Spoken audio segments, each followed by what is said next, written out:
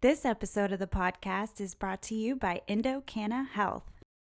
Hey cannabis consumers, have you ever consumed a cannabis product thinking it'll make you feel a certain way, but then it doesn't? Don't you wish you had a clear understanding of your own DNA so that you could make informed decisions about what type of cannabis products interact best with your system? Well, now you can with EndoDNA. EndoDNA is a simple DNA test that maps your entire endocannabinoid system and then matches that summary with a specific cannabinoid ratio and terpene profile that best aligns with your unique genotype. Imagine being armed with personal information when visiting a dispensary. You'll have the knowledge and power and capability to purchase products that best align with your genotype. Visit their website to purchase the EndoDNA Collection Kit and Endo Decoded Report at endodna.com/products and use the promo code CONNECT15 for a 20% discount. Again, that's endodna.com/products and use the promo code CONNECT15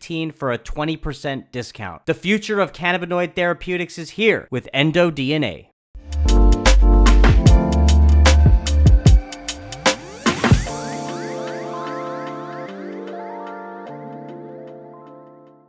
Steven, what's up, man? How are you? I'm good, man. I'm doing really well, Kevin. Thank you. Yeah, no, it's good to have you on the podcast. I'm really looking forward to talking to you about your company, Elevate Holistics, and its mission to expand access to medical cannabis via telehealth, which is a new approach that we'll be talking about on the episode today. But before we do, Stephen, before we recorded, we were talking about you're right down the road, man. You're in Austin, Texas. I'm in Dallas. Let's go, baby. ATX, keep it weird. That's right. Austin, I gotta say, much love to my home city of Dallas, but Austin is one of I think the coolest city in Texas. I think that's an undisputed fact. Yeah, I mean, there's so much going on there, and since the pandemic, where everybody's fleeing these different states and heading to Texas and Florida, Austin's been the go-to spot. It seems like. I mean, Dallas is too, but more so. Yeah, Austin. yeah. Austin's been top, man. I mean, for the people that are already here, it's great, and it's also bad in some ways. There's always unintended consequences for communities. When you get you basically, real estate has priced out all the locals. And you're looking at the only people that can really buy houses at this point are investors or people coming from California, New York, Chicago. So it really makes for those who've been here for a few years and just trying to get their footing, maybe just making enough money to buy a house. It's tough. So that's one of the unintended consequences. The great thing is, more tax revenue, better streets, parks, schools are improving all over the place. You can see them getting torn down and rebuilt. So, there's a lot of really good and some of the bad, but that's just the yin and the yang of the universe, really. That's what it comes with, right? I mean, have you seen a difference in terms of, like, I know that cannabis obviously is not legal of adult use in Texas, far from that, but they've expanded the medical program. So in Austin, I mean, what's the scene like there, and has it changed with more of an influx of people that have moved to the city? Man, several years ago, Austin decriminalized cannabis. So you don't see anybody. I mean, people are smoking their doobies, not to say freely, but if you're at any of the parks, and you smell it, you see it, right? It's around, because of Austin city limits, because of South by Southwest, because of the Willie Nelson culture. I mean, Austin's been very laid back towards, small amounts of cannabis for years and years. So, unfortunately, the rest of the state hasn't really picked up on it. And what's interesting is, Texas went to court and actually, like, Delta 8 won, like, it's still around, so it's weird that they're like, yeah, Delta 8, that's fine. But in terms of Delta 9, they're just not moving on it. And you don't know what kind of dark, I don't even know if it's dark money. Dark money gets this this ominous thing. Who knows, right? It could just be a bunch of conservatives that are hanging out and being like, yeah, fuck it, we don't want medical weed in our state. I mean, they do have it too, to a very small degree, right? 1% THC only in tinctures. There's one company that can procure it in Texas. So we haven't seen much change, and unfortunately the legislature only operates every 2 years or something weird. So we're not going to see any changes for a while. Right. Yeah. Yeah. I always thought that was strange when I first learned about that.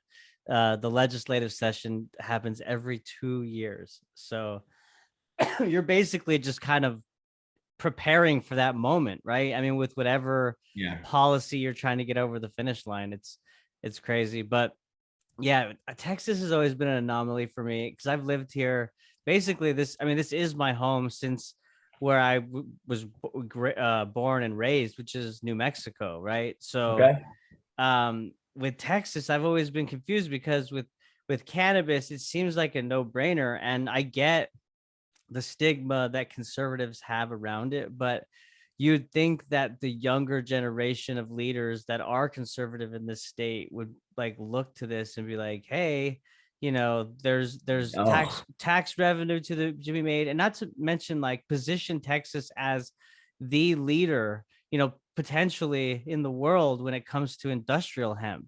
There's a lot of land out here in Texas and a lot of farmers that could easily switch over if the infrastructure was in place. man. I'm from Kentucky originally, and Kentucky at the Farm Bill in 20, was that 14 or 15, made a, I'm guessing because of McConnell, made a really fast turn to hemp flower, hemp processing.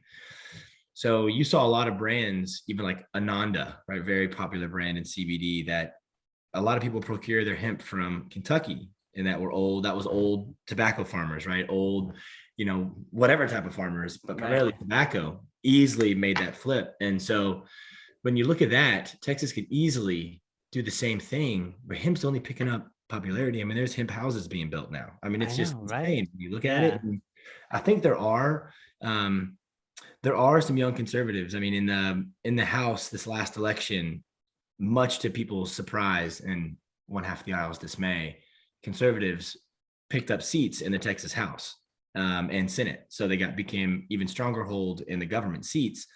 And there were young conservatives that were pushing for legalizing cannabis in Texas. There are currently younger conservatives that are picking this up. And I think that actually resonates a lot with what is the new age, the newer conservative movement that is much more like libertarianism, where they're just, everyone can do what they want and let us legalize pot and let us do criminal justice reform, whatever this is. And it'd be a great mantle for conservatives to pick up, because I mean, so many young people, I mean, it's just preposterous that every neighboring state around Texas has a medical program.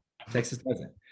Right. Every neighboring state. I mean, Oklahoma, right over across the Red River. It's insane. Like I was counting. There's another dispensary. There's another dispensary. They're all over the state. It's crazy. In Texas, Oklahoma is so smart. I don't know if it's waiting at committee or if it just failed to just pass. I don't know where it is. I need to look it up again. But Oklahoma passed something where they were going to let people from Texas get Oklahoma medical cards and then drive the product home. Brilliant. Brilliant. Like a medical tourism card, like you're visiting the state as a tourist. Yeah, totally. That is Governor awesome. He saw them writing on the way. He saw money. He was like, yeah, let's do this. Which is crazy. I mean, you think that everyone around, even like, except New Mexico is so far away, but if you have El Paso right there, Louisiana, they have Houston. Right. You think that Arkansas has Texarkana, they have a medical program. Missouri has a medical program. I mean, it's all right there. So, and we operate in Louisiana, Arkansas, Oklahoma, and Missouri, and so we get calls and we're like, we can't do anything for you, Texas, but soon enough, we will, and Mississippi's they just passed a medical program where they're allowing people from across state lines to drive in. They got New Orleans. They have people coming in from the Panhandle, Jackson, Memphis. They're brilliant. They're like, whatever, let there be light, let there be green. I mean, what? That's crazy. And I think, first off, I didn't know that, and that is brilliant. And that's probably the catalyst that'll at least start to garner more interest from the Texas conservative, elected officials, and probably used as ammo for the younger generation, because they're gonna say, look at the data, look at the numbers here. This is ridiculous. We're pushing people away. I'm in Dallas, and Oklahoma is 3.5 hours, or two hours to get over. Oh, it's closer to Oklahoma City. Yeah, you're right. Yeah, You're looking at 3 hours. So when right, you're like right. an hour and a half north of the border, you have dispensaries sitting there right on the state line, ready, just ready. I mean, I've been to those dispensaries. One of them, they even set up like mobile modular trailers as dispensaries right at the border. I mean, they're right there off 35. You can literally see one going into the casino right there across the Red River. I mean, It's a drive up. You just come up and you just loop back around. Yeah, you come in. I mean, it's pretty cool, and they're hoping that Oklahoma goes recreational pretty soon. Right.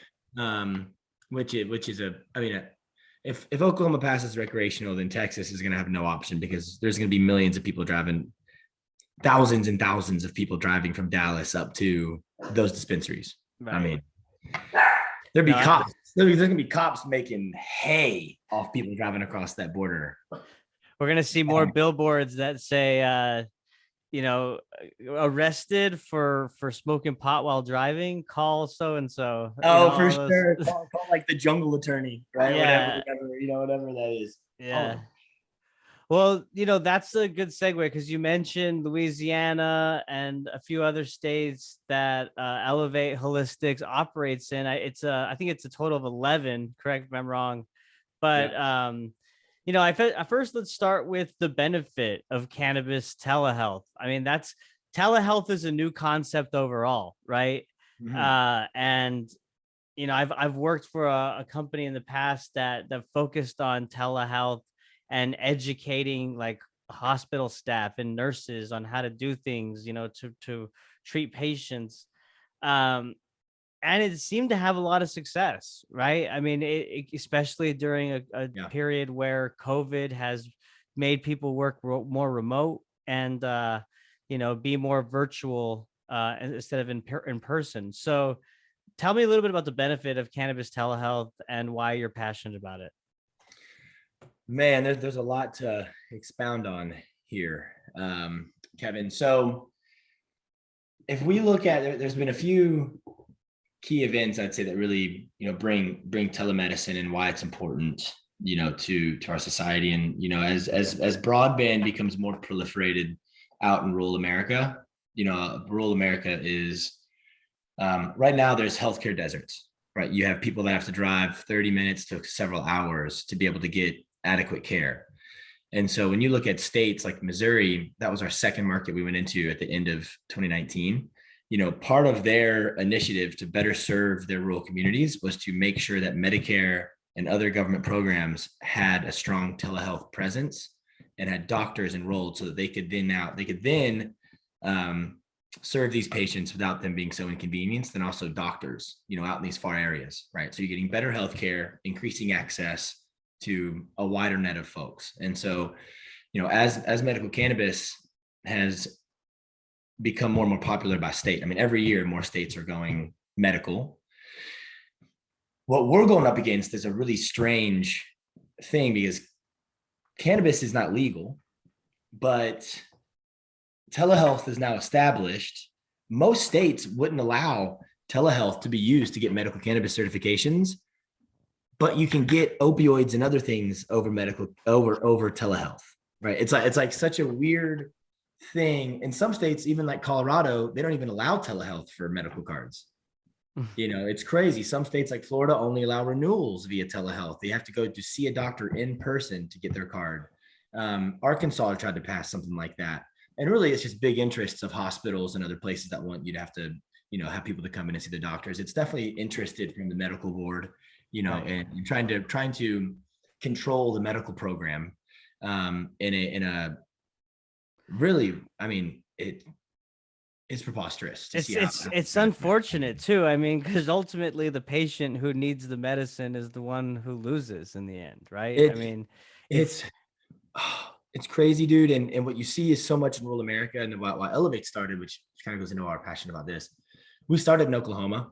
One of our medical director was doing this, seeing people in person in Oklahoma, out in the country. He was driving to go sit at dispensaries out in the country to go get people certified, because they didn't really know much about a telehealth option. And so he called my now business partners and my best friends and said, hey, let's do this online. And then so Trey said, this seems like a good business, called me, who I was down here in Austin and doing some nonprofit stuff. We went to grad school together for entrepreneurship. I got an idea. I need someone to run it. My background is door-to-door sales. So I started going around to dispensaries in Oklahoma. We rented a company, we bought a company car, and I just started going door to door in Oklahoma, knocking on dispensaries, being like, hey, we want to certify your patients online. We're compliant. We're the first homegrown Oklahoma doctor service online, telehealth.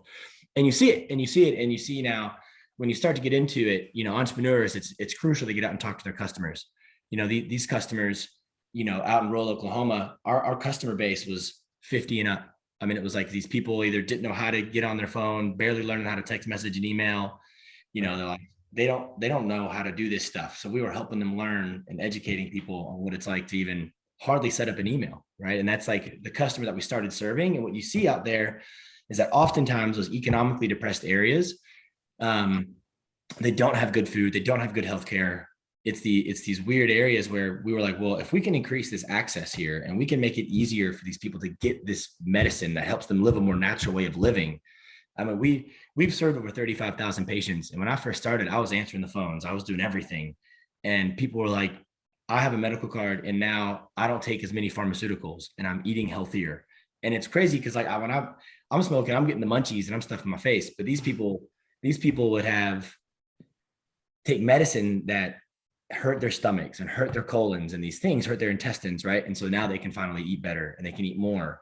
And people with cancer, right? And so that kind of built more so of the passion of why we're doing a great thing, because a lot of these people wouldn't even have, there's not a cannabis doctor in their town. They'd have to drive 45 minutes or an hour to go sit with some doctor who's basically the modern, pill pusher of cannabis, just handing out a license, right? Like, oh yeah, pay the fee, here you go. Hardly even looking at a license, dude, and so that is why, that's why we do what we do.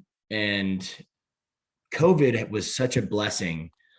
We took off over COVID because then people couldn't go anywhere and they had to figure out how to do stuff online. COVID probably truncated 20 years of online care into 1 month. It was like, we're going to make these changes slowly but surely. And then all of a sudden society was like, nope, we got to all figure out Zoom.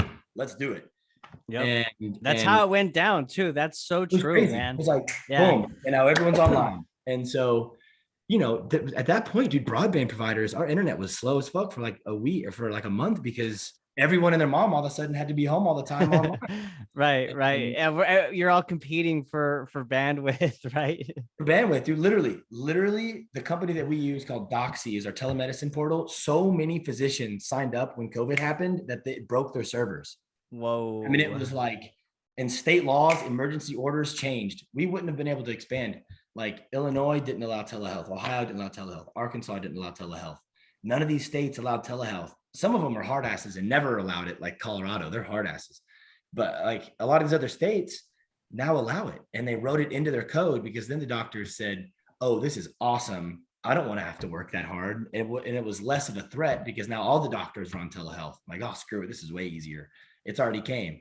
So all these states, there's only state that hasn't kept the telemedicine was Arkansas, took it away and then gave it back with renewals only. Maryland has kept on extending it. Ohio's extended it and they've written it into their code. And now everywhere is able to get cannabis cards online. And it is, even Florida is writing it into their law in April. They took it away for a while. They might've just said renewals only, but I mean, I think they're writing in fully here in the next couple months. So when you say extended, like, is that a particular issue in some of these states where it's like kind of a volleyball issue where, one time it gets passed through and then it gets removed and then it gets put back in. And yep. I mean, it is. Yeah. Cause a lot of it, governors had a lot of authority to write executive orders for the public safety. Right. And so a lot of these emergency orders were just initiatives handed down by the governor saying, all of these things that we've already written into law need to subside temporarily. And so all these states started letting people, because cannabis was deemed as an essential business, just like liquor, because of all the medicinal qualities, even in recreational states. So they then said, well, people have to be able to get these medical cards. And so we're going to write this into an executive order stating that telehealth is now legal temporarily. And they had dates on it, expiration dates. I see. Right. I And see. then And then it's working, and then the patients are liking it. So there's pressure now, right? That builds up. Totally. Yeah. The patients love it. The doctors love it. And ultimately the state's making more money because the state's medical programs started doing this. And like, Illinois was stagnant and now it's growing again. Maryland has grown. Arkansas went, and then when they took it away, it went, and now they're like, wait. Well, okay. After further analysis, we've concluded that maybe we reinstate the program and see how it goes. And your home state of New Mexico, they said that, so the doctor has to write the medical card in person. So you could see somebody telehealth, but they got to come to your office to receive the certification. Which you talk about, low socioeconomic areas, rural areas. I mean, that's New Mexico's prevalent of that, right? I mean, that's an area where telehealth could really be vital. And I know that there are telehealth programs and organizations within New Mexico that are really strong, and they do provide support in other areas of healthcare. But that's strange to me that cannabis isn't included, hopefully in time, of course, as they go adult use now in April of 2022, we'll see how that unfolds, Man, we have another company that does telehealth hormones. And because of COVID, we were able to send testosterone via the mail, and so there are states that we work in that we're able to send testosterone over the mail, needles with it, whatever, doesn't matter. We could send any medication, Suboxone, doesn't matter, opioids, but we can't do cannabis. You're like, wait a minute. We're not even mailing product. All we're doing is saying you have a qualifying condition that the state deems is qualifiable for you to join a program. That's it. Here's a letter. And you can't assess that over the phone, but I'm able to sit here and assess testosterone over the phone. You're like, really? Like, really?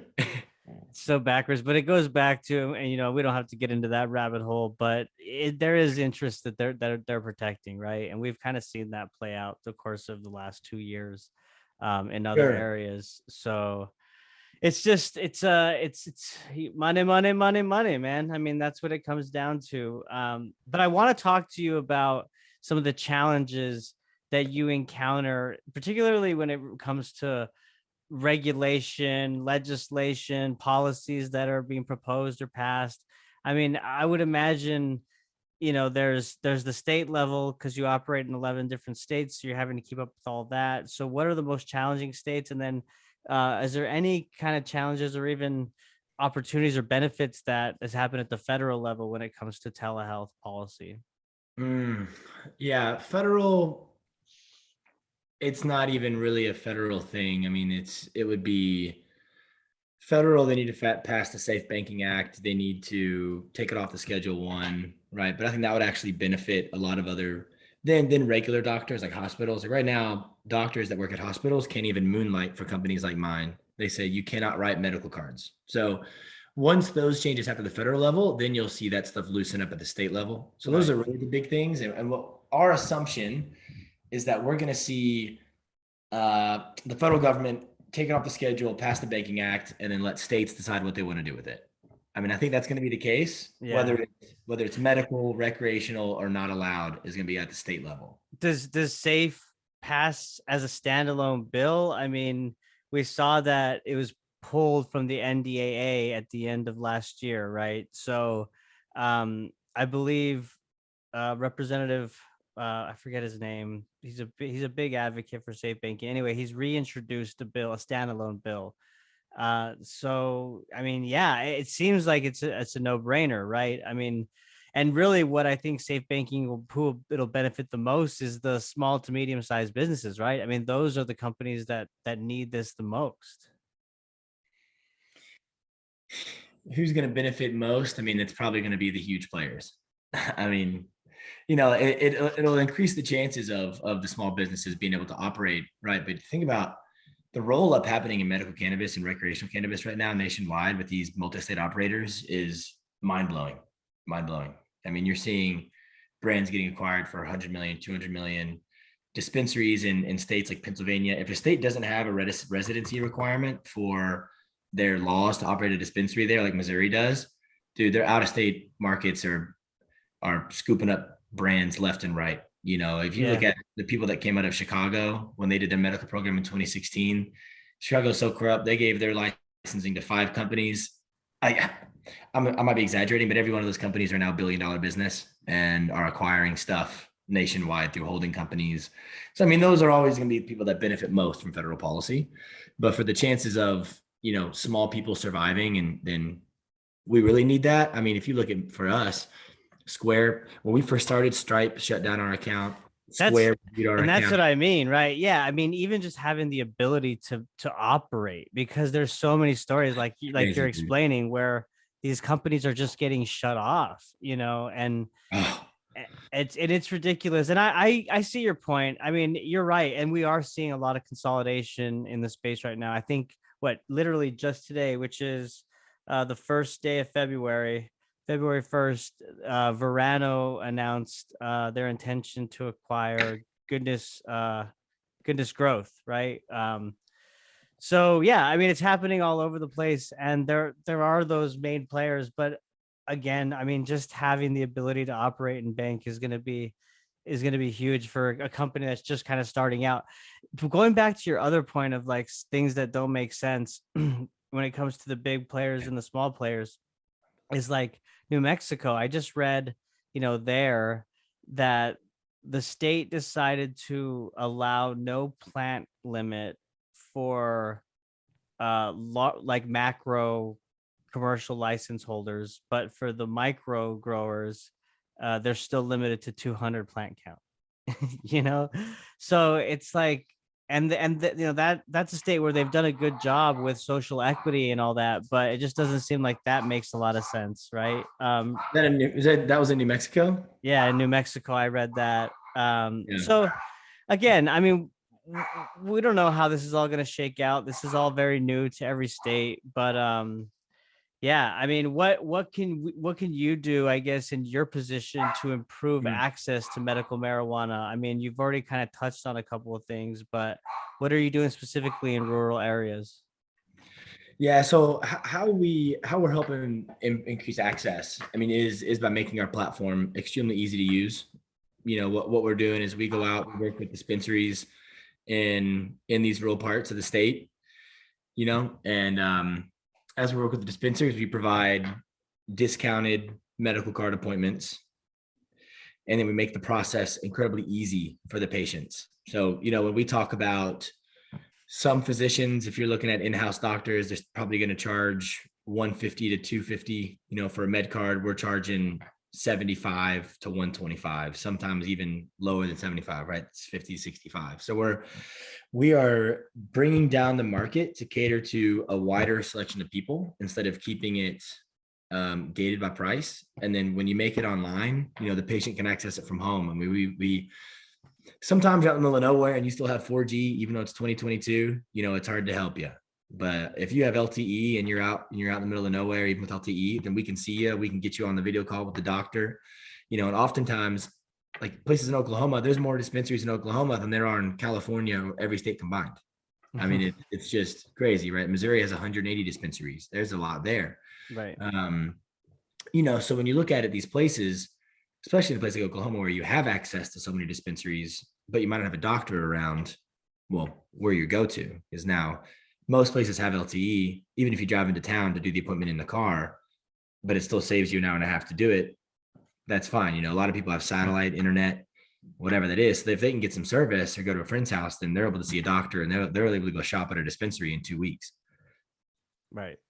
No, that is the easy access and accessibility of the platform is super important, I would imagine, for any patient, right? Especially how you talked about kind of earlier, at least at the beginning when you guys first launched, your customer base was that kind of 50 to an up group, right? Yep. So tell me, is that still the case? And what does the education process look like when consulting a patient through telehealth? Our average age is skewed down for sure. I think that we are we're probably sitting, mid 40s at this point. I actually have a task in Jira for the team to run these figures. So we're trying to sort out more and more knowledge about this so we can hone in on our marketing practices. Because marketing in cannabis is pretty tough to do too, because we can't do paid advertising. And so how do we really hone in on our market? And is that through traditional? Is that through content? Is that through, who our age is? Where are they finding each other? So we have our own marketing in cannabis presents its own challenges. We don't even have a Facebook business manager. It got taken down. We don't advertise on, we don't have any way to advertise on, Instagram, in terms of just an organic profile, which is hard to grow, very hard to grow. You really got to put a lot of energy and effort into that. Yep. You're right.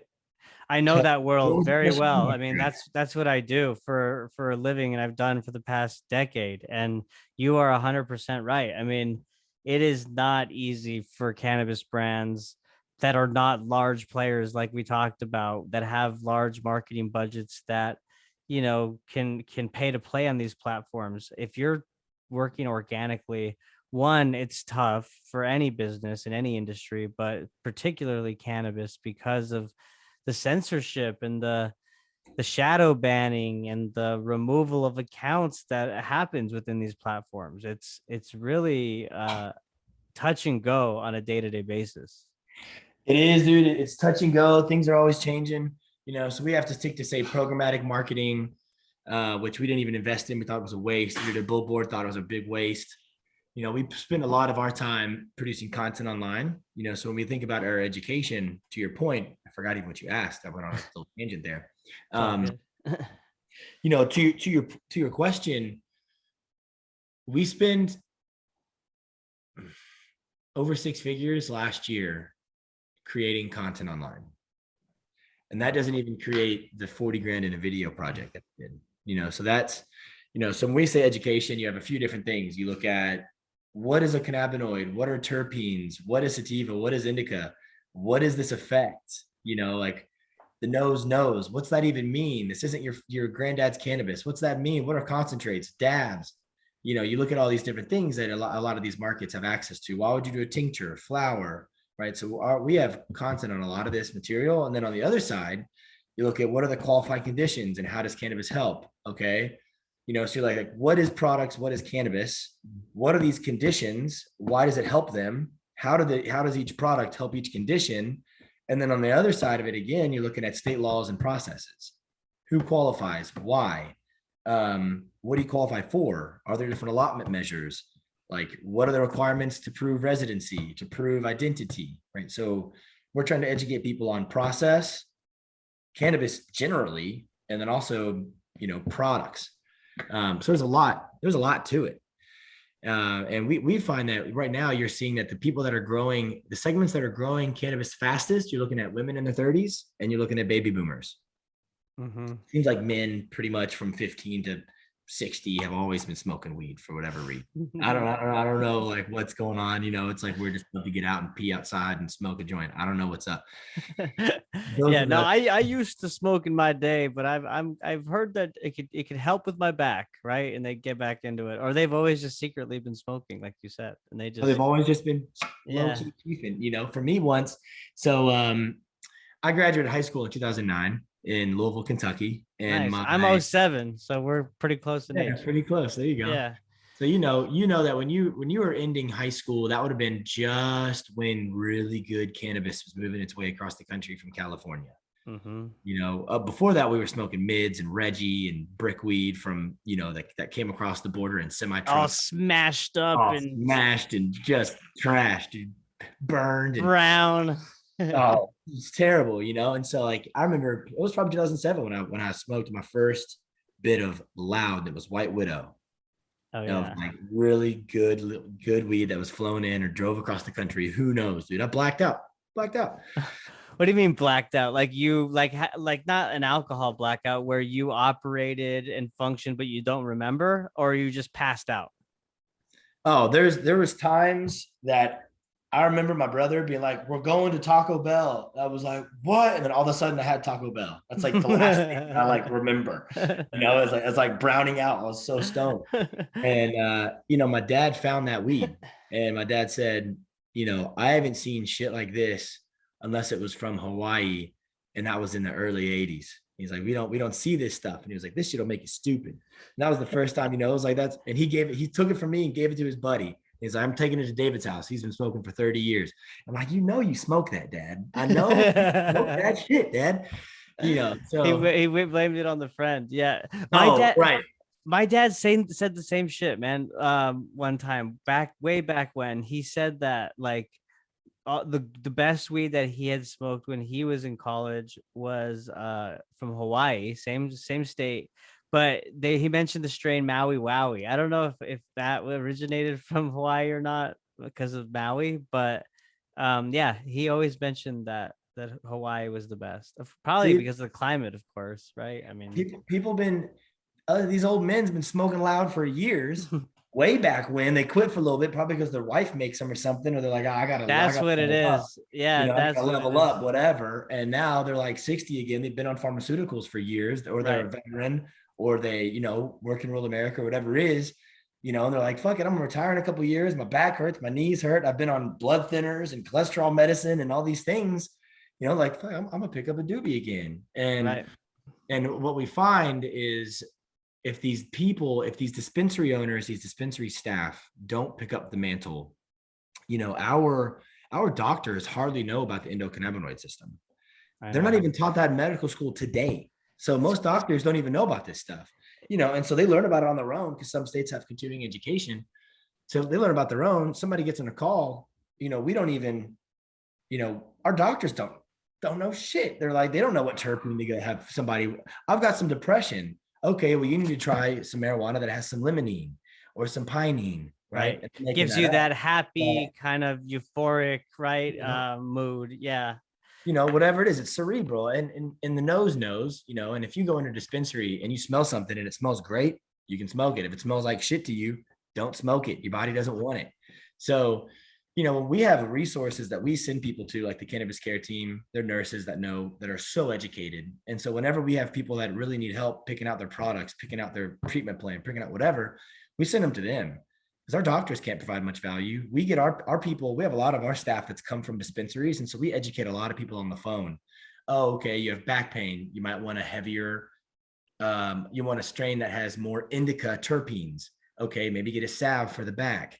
Don't get a dab for sativa patients, right? Like whatever that needs to be. Don't send these dispensaries. They're sending people home with like 100 milligrams of the edibles and be like, yeah, just take one or two. Wait a minute, that person might have psychosis. Right. Like, wait a minute, And so what we try to tell people, is go low and slow. You don't start drinking with a bottle of tequila. Have a beer, see what happens. Have a bite of edible, see what happens. Yeah, taste it, see what it does, get, and do it incrementally, right? Do it slow. There's no need to.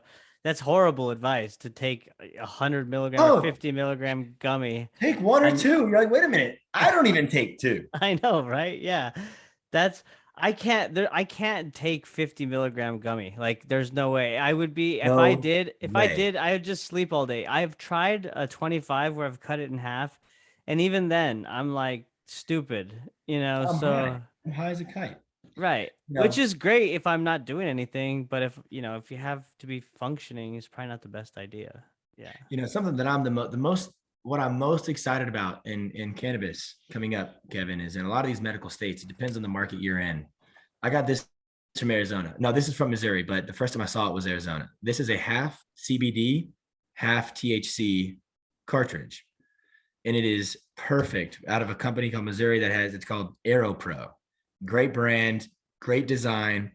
And the half CBD stuff is amazing because I don't feel near as stoned. It feels much more like a medicinal thing, right? Where I can sit there and I can hit it and I get a little creative and I don't get like like that really euphoric high where you're just kind of in your own thoughts and not concentrating on what you should be doing. Totally, and this is what's awesome, dude. There are brands all across the country now because of the laws of CBD, because of the medical laws and how people can manufacture, and technology and these MIP licenses, these manufacturing licenses are so good now. They're mixing CBN, CBG, CBA, CBD, THC, right? And that is what the full medicinal plant is. It got bred out. All of these cannabinoids got bred out by the old heads in California, bred out. They're like, we don't even need any of this stuff. No, this is it's called the Entourage Effect. You probably heard of it. It's like there's a reason that all these things live together. Mm-hmm. You know, and it makes a huge difference in a full medicinal effect. And that is the one thing I'm so excited about. In Missouri now, there's a line from a brand called Proper that has 20-1 THC CBD all the way down to 20-1 CBD THC in like 5 milligram increments, Wow. the whole way down. So you can get the whole collection and see what you like the most. One's called Sleepy Time at the end. The other one's called like Solar or something. Because you're just like, and like that is the fun stuff. That's the fun stuff. And that's the future, right? I mean, that's where we want to get to a point where we're dialing in these products and these different formulations of, and how we can consume them. And once we have more education, like you talked about, of how, I really like it. It sounds comprehensive with Elevate Holistics. You not only educate the patient as to what the cannabinoids do and how they kind of work with that, functioning together in that entourage effect, like you talked about, with the terpenes and flavonoids mixed with the cannabinoids. But then also, the fact that you're educating the dispensary operators and bud tenders, right? Because that's really important. That's the next level, the next step, of where these patients would get these products. So what are y'all's goals for this year as we wrap up? Like, what are you, most looking forward to, or what are you guys focused on? Oh man, we are basically trying to take over the world. So, what I mean by that is our own little tiny universe. Our goal this year is to serve 50,000 patients. Wow. What's your current number? Last year we served 25,000. So we want to double. Nice. Okay. It's an ambitious goal, but it's achievable. It's ambitious. We're growing. Marketing is the hardest part. And so as we go into each new market, for me, I want to be able to be in 24 new medical markets by the end of the summer. Not 24 new, sorry. It'd be a net 12 new to allow us to be in 24 total. And if I can get to where I'm serving a few hundred patients in each market, then I have my risk is distributed. And I have a really, really, really good business that is meaningful and helping people all over the country. I think that's amazing. There's about 30 medical markets. The ones that we won't go into don't allow telemedicine, or it's just such a difficult market because either product selection, when you look, like Louisiana just made flower available to its constituents. Medical programs going, Florida 5 years ago said flower is cool, the medical program. So we have to look at a few factors, and that's product availability. Is telemedicine available? That's the biggest thing. We've built a lot of cool technology for dispensaries. So can we work with dispensaries in terms of a referral relationship? And then lastly, it's the product availability. And those are the three big constraints that we're looking at. Because we're able to go into New Jersey right now that's recreational, and we're picking up pace faster than ever, and so it's hard to know what's going to work, what's not going to work, what's the tax situation for a rec market. Like Illinois, you're hit with 28%. And if it's Illinois is 28%, dude, and if it's a concentrate, you're hit with upwards of 32%. And it's crazy. It's on density of THC. So if you do that, we have a calculator that shows if you purchase 1 cart a month in Illinois, you'll save money if you have a medical card. And that's if you pay full price. And so you're like, it literally makes no sense for people not to have a medical card if you consume. Plus there's legal, there's legal things that, like, if you're a parent and you smoke, and then say the school finds out, or say you get a divorce and your spouse says some, this, that, or the other. If you have a medical card, you're good. If you don't, kids are now, it could be a problem in courts. You're saving on taxes. You can have more product. I mean, it makes no sense. Okay, so that was what I was going to ask you. So you covered a lot of those things. So I was going to say, what would the incentive be, other than, like, okay, how you mentioned Illinois, like, I'm thinking you're saying sales tax, right? So when you purchase like a cartridge, like you said, it's the highest. It's upwards of like 30 to 32%. Okay. So you're saying if you had a medical card, you'd be saving money in that aspect of buying products. But then there's also legal benefits, like in your example of like if you're getting a divorce or whatever, like the fact that you have a medical card, you're good. Is that what you're saying? Yeah, it's all driven by state too, right? Like Yeah. what kind of government does the state have? But if you have a medical card, then you're protected from a lot of that because it's medicine, right? And also you can drive with a lot more. So you're able to hold more product, you save money on all the product, and legally, yes, you have a case for like kids. Because if the spouse goes to the court and they're like, yo, this dude's just sitting around blowing cannabis all day. They're gonna be like, is he responsible? I don't know. But you're like, it's a medical card. I have a condition here. Look at my I thing. see. Right. That No, makes sense. Okay. And then so my other follow-up question is in that same example, like how would one qualify? Are more others are some states more lenient in qualifying for their medical program? Because like I know Texas, yeah, they expanded it, but like you have to have cancer basically, right? So in yeah. Illinois, like is it easy basically is what I'm asking for someone to just be like, you know what, I'm not going to go the legal industry route, I'm going to get my card and go the medical route. In some states like Oklahoma, it's whatever the physician deems qualifiable. Literally, But there's no they're not rec though, right? Because they're just no, medical, not right? rec, just Yeah. rec, right, or just medical. And then Missouri is kind of the same. There's a checkbox that's like a check all, like something that's not on this list, but if you deem it's okay, then the state says it's okay. Right. You know, Illinois has a long list of qualifying conditions, but anxiety is not one of them. And you're like, okay, that's fine. We'll just say you have insomnia because of your anxiety.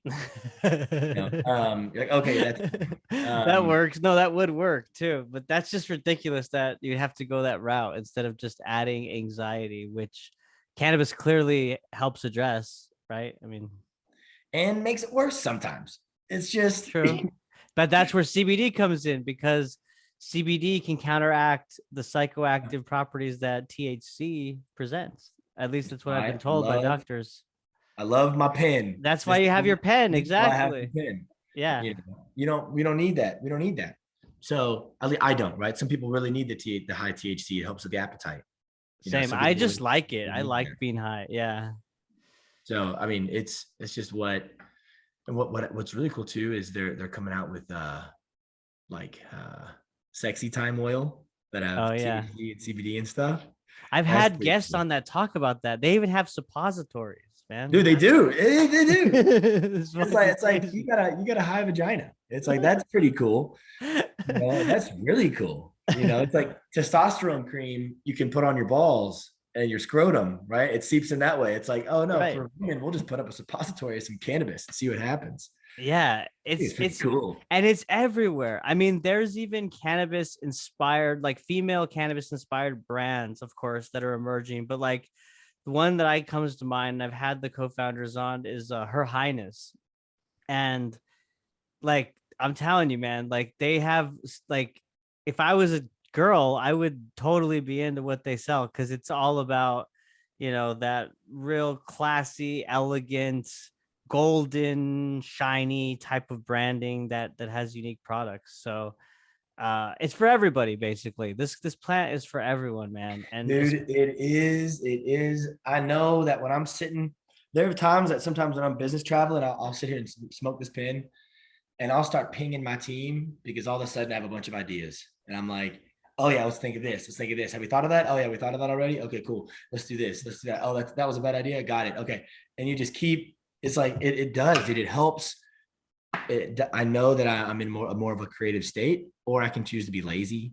It has so many different uses, and artists, musicians, entrepreneurs. Shit, I got pain. You just enjoy the plant. The problem is a lot of people abuse it, and so how do we? It's like anything else, right? Like how do you not teach and train, but help people make informed decisions on moderation, right? Because everything in moderation, just like a glass of wine every night's great, but a bottle every night is shit. Right. So, how do you do that? A 6-pack every night causes a beer belly. One, no problem. It's just delicious. Right. So how do you do that appropriately? Because this stuff is powerful, man. This stuff, these dabs, some of these edibles, dude. I mean, there was a study out of Colorado that showed when it first went rec, like there was a big increase in psychotic breaks because people were just, dude, you don't know how to handle it, right? Right. So no, you definitely, like you said, I agree 100%. I mean, any external substance you have to treat with respect, and you got to make sure that you're not abusing, because anything that you can overdo it. Anything, right? Sugar, water, even. I mean, there's all these different things. You have to do everything in moderation.